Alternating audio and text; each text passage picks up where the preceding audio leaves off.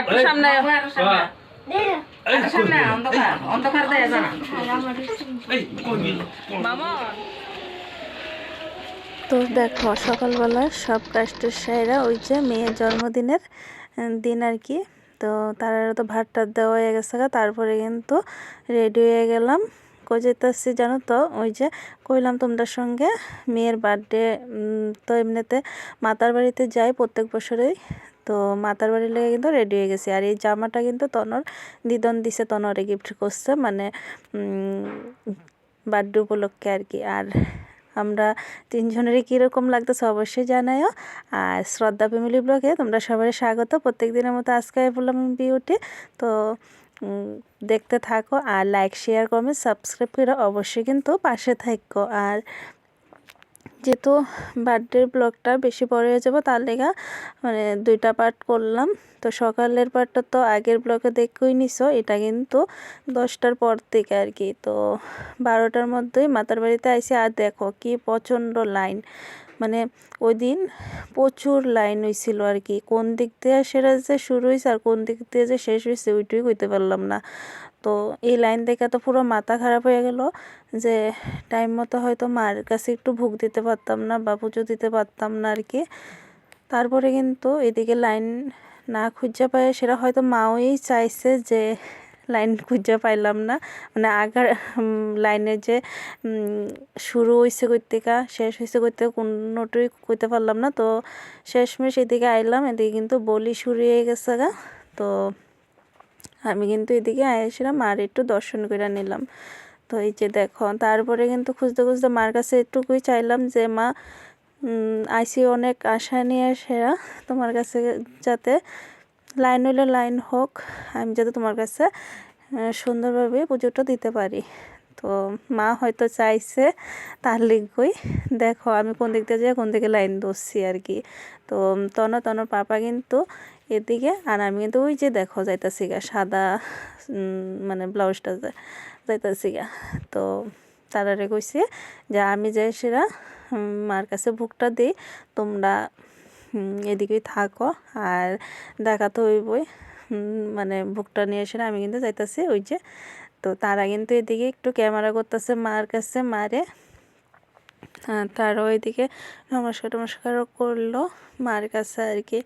তো তোমরা তো মানে যারা ত্রিপুরার বাইরে থাকো তারা রে কইতাছি আর কি, হয়তো শুনছো ত্রিপুরেশ্বরী মন্দিরের সম্পর্কে।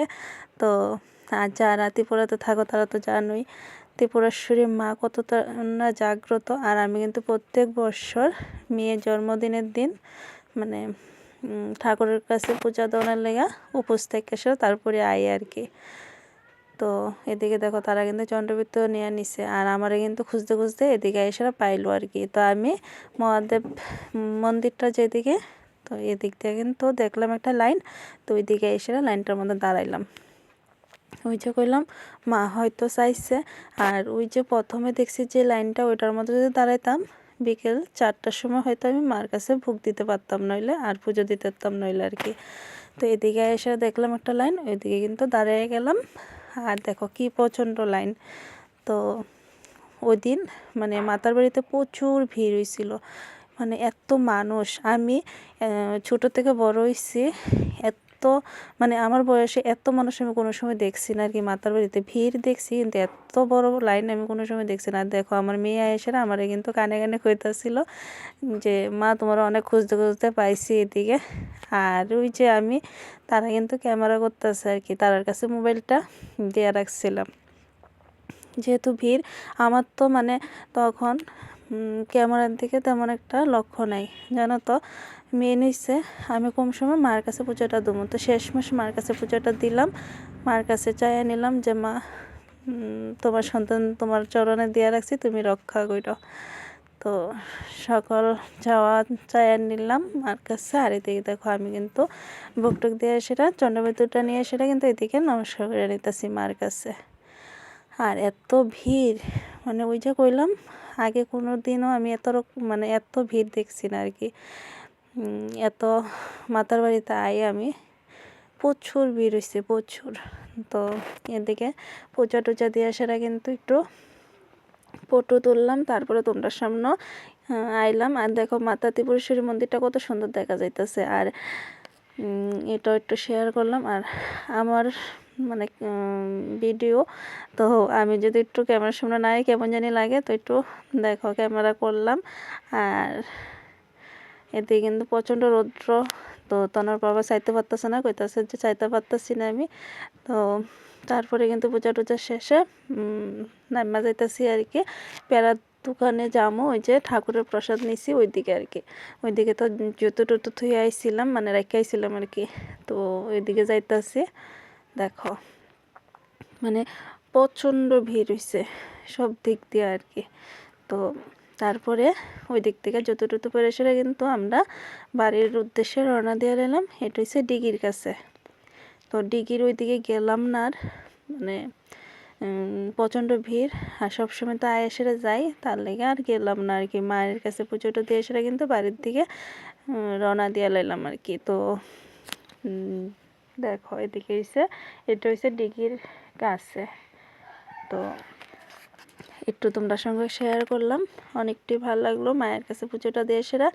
আর প্রত্যেক বছরই আমি মানে এই দিনটাতে তনর পাপাও কোনো কাজ টাজ যায় না আর কি, বাড়িতে সময় দেয় মেয়েরে।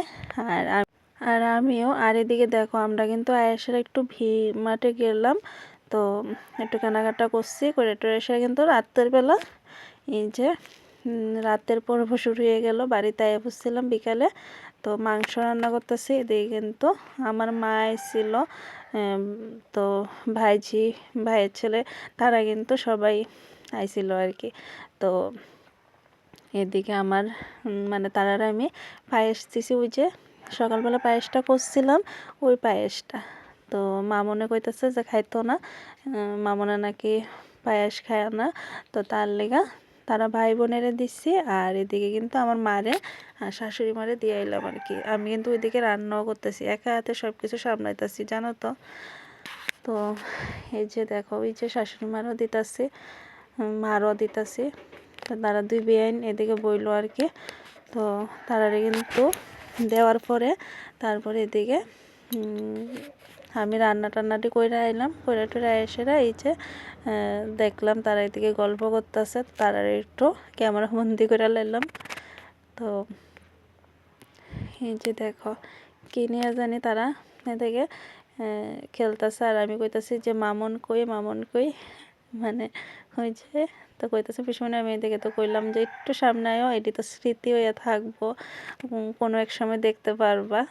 তো আইলো ক্যামেরার সামনে, একটু আইতে একটু লজ্জাই পা, মানে ক্যামেরার সামনে আয় না আর কি।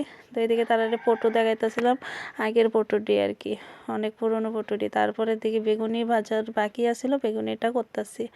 সব নিজে একা হাতে জানো তো, আমি একা সব কিছুই করতে খুবই ভালোবাসি।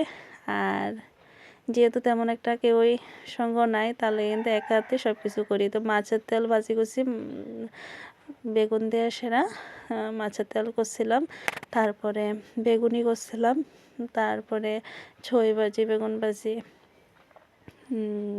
মাছের ঝোল, আর হইলো মাংস, পাঁপড়, শসা আর কি। তো ওইটি দিয়ে এসে কিন্তু সবাই বাট্টা দিয়ে লাইলাম। তো তারা খাইয়ে লাইতেছে। তো কেক কাটলাম না, দেখো কেক যদি কাটি এদিকে একজন কইব মানে কেক কাছি, আরেকজন কইব যে কইছি না। তো এত কথার কোন দরকার কও। তো যতটুকু পারলাম ততটুকু করলাম। মেয়েরে কইলাম যে কেক কাটার লাগতো না, এমনিতেই সারবো। তো তারা প্রথম দিয়ে লাইছি, তারা তো বাড়িতে যাবো গা, তার লেগা। তারপরে আমরা তিনজন বইলাম, শাশুড়ি মা, আমি, তনর পাপা। তো তারপরে খাওয়া দাওয়া করতে আর কি। তো কীরকম হয়েছে অবশ্যই জানাইও।